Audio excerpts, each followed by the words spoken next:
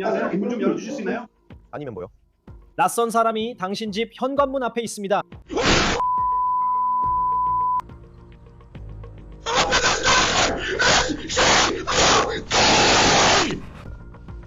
악몽 같은 장면이 카메라에 포착됐습니다. Law and Crime의 On the Case입니다. 저는 크리스 스튜어트입니다.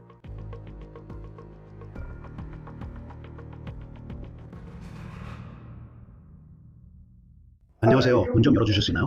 무슨 일로요? 네, 괜찮은지 확인하려고요. 여기 조각들이 좀 있어요. 무슨 말씀이세요? 잘 모르겠어요. 그냥 뭔가 확인해보고 싶었어요. 경찰에 따르면 이 남성이 캘리포니아 페어필드에 있는 한 가족의 집에 나타나 집 안으로 들어갔다고 합니다. 이 사건의 용의자는 방금 법정에 출석했습니다. 그 법정 출석으로 이 사건에 더 많은 이야기가 있음을 알게 됐습니다. 그럼 화제가 된 영상을 다시 보겠습니다. 이 사건은 2026년 4월 7일 캘리포니아 페어필드에서 발생했으며 샌프란시스코에서 약 1시간 북쪽에 있습니다. 페어필드 경찰서에 따르면 임신한 여성과 그녀의 5살 아들이 집에 단둘이 있었습니다. 아버지는 잠깐 볼일을 보러 나갔고 그때 초인종이 울렸습니다. 문 좀 열어줄 수 있나요? 무슨 일인데요? 휴대폰으로 지켜보고 있던 아버지가 카메라를 통해 문 앞에 있는 이 사람과 대화합니다. 그래서 아버지는 그에게 떠나라고 말합니다. 내 집에서 나가. 딸 어디 있어 이가? 딸 어디 있냐고 이봐? 무슨 소리 하는 거야? 딸 어디 있니? 안에 너랑 같이 있는 사람이 누구야? 이봐. 문 안 열면 이문 부수고 들어갈 거야. 내 말 알겠어? 경찰에 따르면 이 모든 상황을 휴대폰으로 지켜보고 있던 아버지는 방향을 돌려 임신한 아내와 어린 아들이 집 안에 있는 상태에서 급히 집으로 달려가고 있습니다. 한편 밖에 있는 이 남자는 계속해서 말을 이어갑니다. 그는 자신을 이상한 이름으로 소개합니다. 난 당신이 누군지 모르겠어요. 이 동네 사람은 아닌 게 확실해요. 하지만 여기가 제 동네입니다. 저는 저기 살고 당신은 모르는 사람이에요. 제 이름은 해리 드레스덴입니다. 문 열어요. 여기가 제 동네입니다. Open door.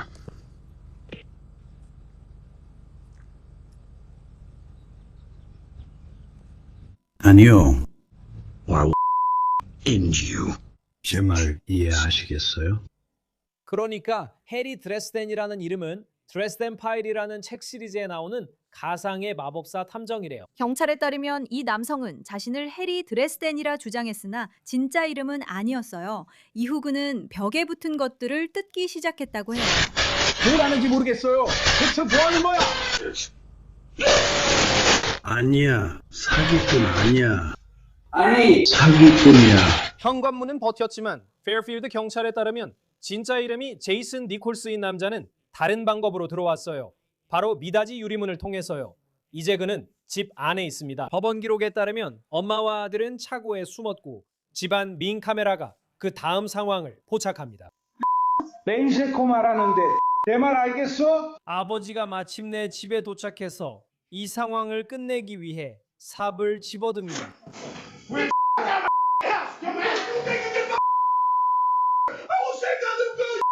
세 번째 방이 뭐야? 뭐야 젠장. 지금 기회를 주고 있는 거야 알겠어?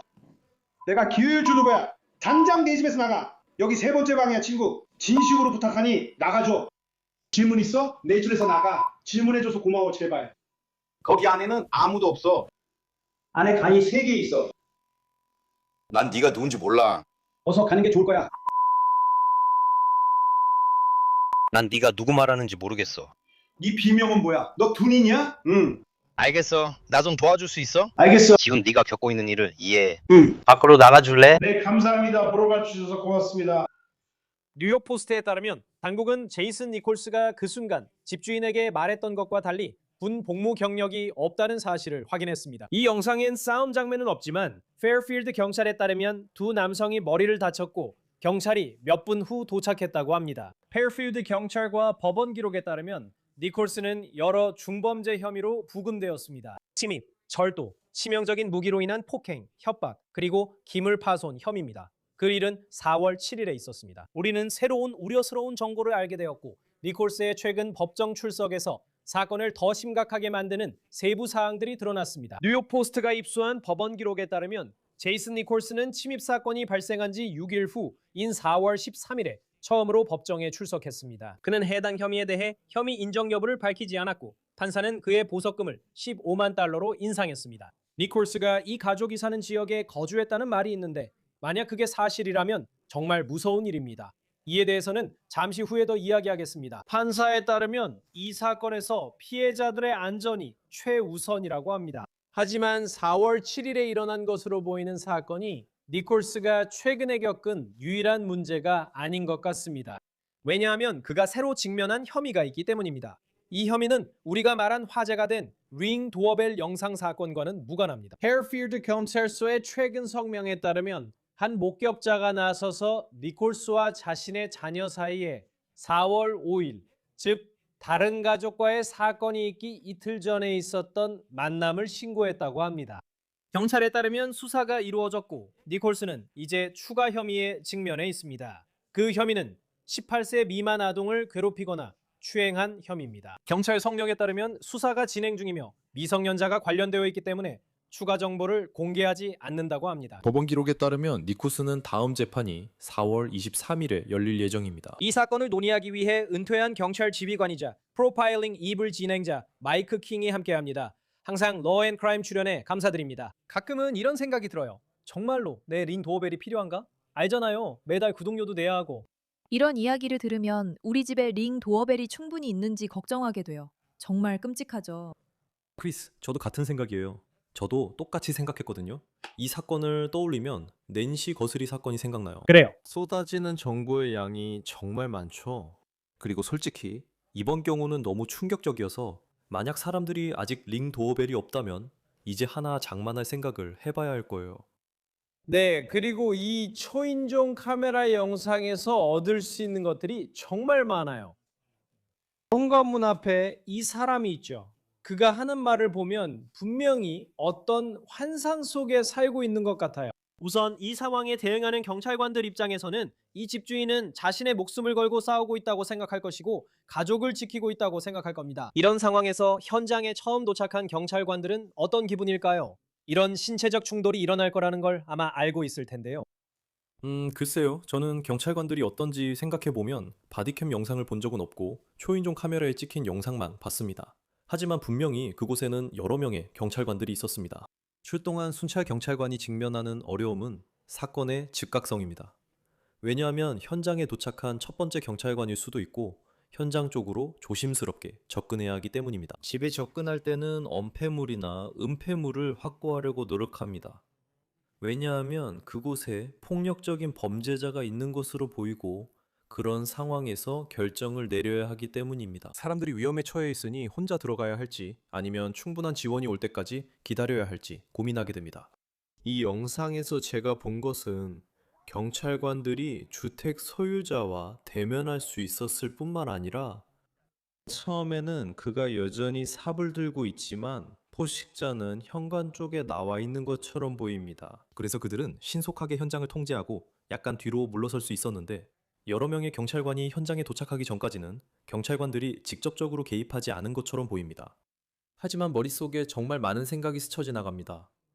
비치 명적 수단을 사용하게 될지, 그냥 그 남자의 어깨에 팔을 두르고 경찰차까지 데려갈지, 아니면 결국 치명적인 무력을 사용해야 할지 알 수 없기 때문이죠. 이런 상황에 경찰 총격 사건 바디캠 영상을 우리가 몇 번이나 보나요?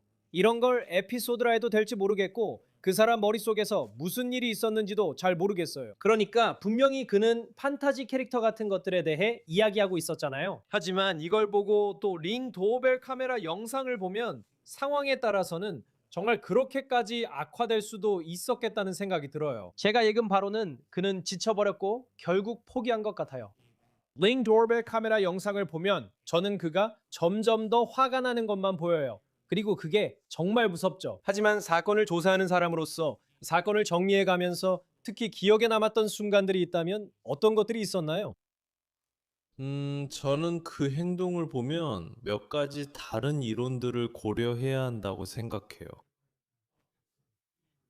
첫 번째로, 이 사람이 정말로 걱정하는 마음에서 누군가 집안에 위험에 처해 있다고 믿고 문을 두드렸을 가능성이 있다는 점입니다. 그리고 이 사람이 이 이야기의 영웅이 되어 모든 것이 잘 해결되도록 하려고 했다는 것이죠. 그런 가능성도 염두에 둬야 합니다. 하지만 행동이 변하는 걸 보면 목욕 가운을 입고 슬리퍼를 신은 남자가 나타나고 분명히 즉흥적으로 결정한 행동처럼 보일 때가 있습니다. 이 사람은 임무를 위해 준비하고 나선 사람이 아니었습니다. 그리고 어떤 사람들은 그가 군인일 수도 있고 아닐 수도 있다고 말하는데 우리는 그런 건 전혀 알 수 없습니다. 그리고 그런 것들은 아직 확인되지 않았다고 생각합니다. 하지만 중요하지 않습니다. 그가 그곳에 가는 데에는 이유가 있습니다. 정말 뭔가가 있다고 믿든지 간에요. 알겠습니다. 하지만 왜 대신 경찰에 신고하지 않았을까요? 아니면 정신질환이 관련되어 있을 수도 있습니다. 그리고 우리는 이번 경우에 그 점을 고려해야 합니다. 하지만 집안에 있는 사람들이나 출동한 경찰관들에게는 그게 정신질환 때문이든 공격적인 행동이든 상관없습니다. 사람들은 안전할 권리가 있습니다. 경찰관들도 안전할 권리가 있습니다. 그 집의 주인도 안전할 권리가 있습니다. 솔직히 말해서 우리나라처럼 많은 사람들이 현관문 뒤에서 무장하고 있는 곳에서는 이 남자는 가슴에 총알 몇 발 맞지 않은 게 정말 운이 좋은 겁니다. 맞아요. 그리고 이 집주인을 생각해보면 그는 직장에 있거나 다른 곳에 있으면서 초인종 카메라로 이 사람과의 대화를 지켜보고 있었던 거죠. 그리고 집에는 임신한 아내와 5살 난 아들이 함께 있었고 그들이 집안에 있었던 거죠. 그리고 이제 이 사람이 집의 현관문을 부수려고 하는 거죠. 정말 무섭죠. 그리고 이런 상황에서 도대체 동기가 뭘까 생각하게 되잖아요. 하지만 지금으로서는 저희도 알 수 없습니다. 그 사람이 사람들이 두려워한다고 믿었는지 얘기하셨는데 이는 몇 년 전 워싱턴 DC 피자게이트 총격 사건을 떠올리게 합니다. 한편 그가 자신을 해리 드레스덴이라고 했는데 저는 그 책에 익숙하지 않지만 판타지 소설의 탐정 같은 캐릭터라고 하더라고요. 하지만 그건 그의 실제 이름이 아니죠. 그런 얘기를 들으면 수사관으로서 어떤 생각이 드시나요? 글쎄요. 그런 얘기를 들으면 바로 판타지 속에서 만들어진 것이 실제로 행동으로 옮겨지는 상황을 떠올릴 수밖에 없습니다. 그리고 분명히 그런 점에서 저도 그 캐릭터에 대해 잘 알지는 못합니다. 저도 그 부분에 대해 조금 조사를 해봐야 했어요. 그 작가에게는 좋은 일일 겁니다. 이제 더 많은 관심을 받고 있으니까요. 하지만 지금 무슨 일이 일어나고 있는지 봐야 합니다. 어떤 생각을 가지고 있는지, 왜 이게 중요한지 알아야 하죠. 그리고 이 모든 것에서 그가 연기하려고 하는 영웅적인 요소는 무엇일까요? 왜냐하면 분명히 사람들이 그렇게 하기 시작하면 두 가지 선택지가 생기거든요. 하나는 그들이 정말로 환상 속에 살고 있거나 아니면 그가 그곳에 가기로 결정하기 전에 그 책을 읽고 있었고 그게 그의 머릿속에 떠오른 첫 번째 이름이었다는 거죠. 그리고 우리는 거기서 많은 것을 추측할 수 있습니다. 하지만 우리가 정말로 그런 개인적인 선언문 같은 것들을 보기 전까지는 그의 디지털 기기를 살펴볼 때 그가 뭘 공유하고 있는지, 무슨 이야기를 하고 있는지 알 수 없습니다. 그는 어떻게 반응하고 있나요?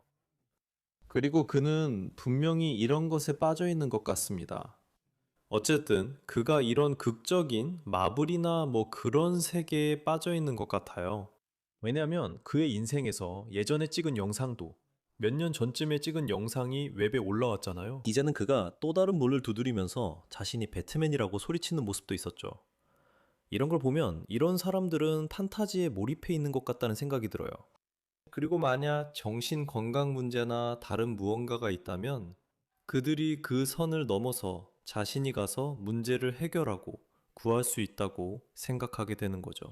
저도 주마다 법률 시스템이 다를 수 있다는 걸 알고 있어요. 하지만 이게 그러니까 그가 이 가족을 알았기 때문에 해치고 싶었던 경우였는지 그런 건지 모르겠어요. 아니면 그가 그저 일종의 정신증적 증세를 겪고 있던 상황이었는지 그런 경우라면 처벌이 어떻게 달라질 수 있는지 그리고 법률 시스템이 그를 어떻게 다루는지도 궁금해요.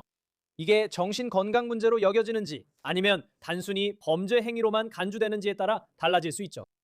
사실 현장에 출동한 경찰관 입장에서는 정신질환이 관련되어 있는지 아닌지는 신경 쓰지 않을 수도 있죠.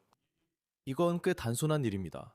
범죄의 요소들이 있죠. 그리고 만약 그런 요소들이 있다면 예를 들어 이 경우에는 주거 침입, 즉 절도나 폭행 또는 다른 중범죄를 저지를 의도로 불법적으로 들어가거나 머무르는 경우가 해당됩니다. 그 사람이 힘든 하루를 보냈든 어제 학교에서 집에 돌아왔을 때 따뜻한 쿠키와 우유를 못 받았든 그런 건 신경 쓰지 않습니다. 당신의 임무는 그 즉각적인 문제를 해결하는 것입니다. 그리고 그 문제가 법원 시스템으로 넘어가면 그때부터는 법원이 우리에게 정말 답답하게 느껴지는 일들을 처리해야 합니다. 우리가 정신질환에 대해 생각할 때, 그리고 누군가가 정신질환이 있기 때문에 책임을 지지 않아도 되는지에 대해 고민할 때가 있습니다. 저는 우리가 그것을 공감하고 이해해야 한다고 생각합니다. 하지만 이런 특정 사건이나 아니면 정신질환을 가진 사람이 버스에서 우크라이나 여성을 살해한 사건 같은 경우를 생각해 보면 그렇지 않습니다. 당신이 그 가족이거나 피해자이거나 그 장면을 목격한 사람이라면 그 사람이 정신질환이 있는지 없는지는 신경 쓰지 않습니다. 당신은 이 사람이 구금되고 격리되어 사회로 돌아가도 안전할 때까지, 혹은 어떤 법적 처벌을 받을 때까지 안전하게 관리되길 원할 뿐입니다. 저는 전직 경찰관으로서 최종 결정이 무엇인지 걱정할 필요가 없었다는 점에 감사하게 생각합니다. 제 일은 꽤 쉬웠으니까요. 요소를 충족시키고 당연한 문제를 해결하면 됩니다. 그 집을 떠나기 전에 평화와 안전이 확보되었는지 확인하고 나머지는 법원이 해결하도록 맡기면 됩니다. 네, 그리고 이 경우에는 보도에 따르면 그는 사건이 발생한 곳에 바로 근처에 살고 있다고 해요. 그러니까 바로 근처에 살고 있는 거죠. 그리고 지금 그는 꽤 높은 보석금을 마주하고 있는데 만약 그가 그걸 내고 풀려난다면 어떨지 궁금하죠? 그의 집이 바로 거기예요. 그게 주소예요. 그리고 그게 어떻게 처리되는지 궁금해요. 만약 당신이 그 가족이라면 이 남자가 바로 뒤에 있는데 이사를 가야 하는 건지, 그런 상황이잖아요. 그러니까 그런 상황에서는 어떻게 될지 정말 궁금하잖아요. 법정에서, 지방검사도 그렇고요. 제가 잠깐 말씀드려도 될까요? 제가 그 상황을 지도로 그려봤어요. 그리고 여기가 사건이 발생한 집입니다. 그리고 저도 그가 그들 집 뒤에 살았다는 얘기를 들었어요. 그가 그들 집 뒤에 살았을 리가 없어요. 왜냐하면 집 바로 뒤에 2차선 도로와 4차선 도로가 있거든요. 저는 그게 정말 흥미롭다고 생각했어요. 왜냐면 그 말은 이 사람이 다른 곳에서 왔다는 뜻이니까요. 그는 집 뒤에 사는 이웃이 아니에요. 그리고 저는 그 보도가 왜 나온 건지 궁금해요. 제가 그냥 이해를 못하는 걸 수도 있지만 그 위치를 보면 그는 막다른 골목인 거리로 직접 들어와야만 했어요. 그러니까 그는 분명한 이유가 있어서 그곳에 있었던 거예요. 그가 방황하고 있었든 아니면 그 집을 선택했든 말이죠. 그런데 사람들이 이 모든 일이 이렇게 된 이유는 그가 뒷마당에 있었기 때문이다 라고 말하는 걸 들으면 저는 그렇게 생각하지 않아요. 그럼 이 일이 일어난 집이 어디였는지 커서를 사용해서 알려주실 수 있나요? 이 지점이 바로 옥상이에요. 당신도 궁금하잖아요. 저걸 보면 여긴 막다른 골목이에요. 막다른 골목 바로 뒤쪽이 아니고요. 그냥 길을 따라 있는 집들 중 하나일 뿐이에요. 그리고 어떻게 이런 걸 알아낼 수 있을까? 왜 이 사람이 그 특정 집을 노렸는지 궁금하잖아요. 맞아요. 그래서 이런 사건에서 지리적 위치가 정말 중요해지는 거예요. 사람들이 이론을 세우거나 심지어 용의자 본인조차도 뭔가를 알았던 이유를 말하려고 하잖아요. 제 생각에는 만약 그들이 뒷마당을 통해 들었다고 말한다면 그걸 길을 걷다가 들은 게 아니라면 뭔가 설명해야 할 부분이 있다고 봐요. 그리고 그게 동기가 됐다. 뭐 그런 식이죠. 하지만 저는 지도를 꺼내서 보는 게 항상 정말 흥미롭다고 생각해요. 그리고 다시 말하지만 저 집에 가거나 그 동네에 있으려면 들어가는 길도 하나, 나오는 길도 하나뿐이에요. 저는 볼 수 없고 예를 들어 구글 스트리트 이미지를 확인해 보진 않았지만 그 분주한 도로를 따라 뒷담장이 없었을 거라고는 상상할 수 없습니다. 그리고 그 집은 앞쪽으로만 접근할 수 있어요. 담장을 넘지 않는 이상 말이죠. 네, 그건 타당한 지적이에요. 그리고 수사관들 입장에서도 이런 일이 어떻게 일어났는지 모든 단서를 맞춰보려고 애썼을 거라고 확신합니다. 예를 들어 사건의 시작과 끝, 그리고 그 과정의 메커니즘을 말이죠. 그리고 왜 그가 그런 행동을 했고 머릿속에는 무슨 생각이 있었는지 궁금해요. 또 한편으론 링 도어벨 카메라 영상도 보게 되죠. 그 영상만으로도 많은 것을 말해주죠. 그러니까 이런 판타지 세계나 이런 것들이 이 사건을 기소하는 데 있어서 얼마나 중요한 의미가 있을까요? 왜냐하면 사건의 많은 부분이 카메라에 잡혀있고 그가 무엇을 하고 있는지 명확하게 볼 수 있으니까요. 네, 만약 이 사건이 형사 사건으로 넘어간다고 해도 형사 절차에서 어떤 어려움이 있을 것 같지는 않습니다. 만약 이게 정신건강 문제로 판명된다면 오히려 이런 것들이 치료사나 심리학자 혹은 법정 감정인가 이 사람이 망상에 빠져 있었다는 증거로 사용할 수 있는 보조 증거가 될 수 있습니다. 그렇다고 해서 집주인에게 미친 영향이나 이 사건이 집안에서 총격으로 이어질 수도 있었다는 위험성이 달라지는 건 아닙니다. 혹은 그가 집 안에서 그 어머니와 아이를 마주쳤다면 그들에게도 어떤 식으로든 부상을 입힐 수도 있었겠죠. 그러니까 이건 정말 어떻게 더 큰 일이 일어나지 않았는지 놀라울 정도의 사건 중 하나라고 할 수 있습니다. 법정에서 지방 검사님이 이 용의자 니콜스가 꽤 직설적으로 그리고 이렇게 말했다고 전해졌다고 하셨죠. 인용하자면 내가 너를 죽일 거야 라고요. 누군가 그렇게 말해도 법적이나 사건 준비 입장에선 일상 대화에선 농담일 수도 있고 진심이 아닐 수도 있기 때문입니다. 하지만 동시에 문서상으로 보면 누군가에게 그런 말을 하는 건 꽤 심각한 위협이죠. 누군가 그런 말을 했을 때 그게 사건에 어떤 영향을 미치고 또 기소할 수 있는 혐의에 어떤 영향을 줄 수 있나요? 다시 말하지만 그런 말을 듣는 건 정말 충격적이기 때문에 전체적인 상황을 봐야 한다고 생각합니다. 그리고 문 반대편에 있는 사람 입장에서는 살해당할 가능성이 임박했다는 걸 알게 되면 자신을 방어하게 만드는 상황이죠. 집의 문턱에 대해 이야기하기 시작하면 정말 무서운 상황이 생깁니다. 왜냐하면 사람들이 문을 통해 총을 쏘거나 다른 행동을 한 사례들을 우리가 봐왔기 때문입니다. 그리고 그것은 그가 했던 것처럼 누군가가 집 안으로 들어왔을 때와는 달리 실제로 법적인 큰 쟁점이 되었습니다. 만약 무슨 일이 일어났다면 말이죠. 하지만 이 사건이 더 위험해지느냐 아니냐에 대해서는 사건의 복잡성이 크게 달라질 것 같진 않습니다. 이 남자가 정말 위협적이었다는 전체적인 행동에 더해지는 것 외에는 별다른 영향이 없을 것 같습니다. 네, 정말 잘 말씀하셨습니다. 그리고 이 가족에게도 참 안타까운 일입니다. 이 남자가 사라진다고 해도 결국 이 일이 끝나고 이사를 가거나 멀리 떨어진다고 해도 집에서의 평온함을 되찾을 수 있을지 걱정이 됩니다. 그런 일을 겪으면 회복에 시간이 필요하다고 생각합니다. 마이크 킹 씨, 러앤크라임에 나오셔서 늘 반갑고 프로파일링 이불의 진행자이시죠. 사람들이 그 팟캐스트에 대해 꼭 알아야 할 건 뭔가요? 마지막 에피소드가 방금 올라온 걸로 아는데요. 고마워요, 크리스. 네, 가든스 오브 이블, 인사이드 더 자이언 소사이티 컬트입니다.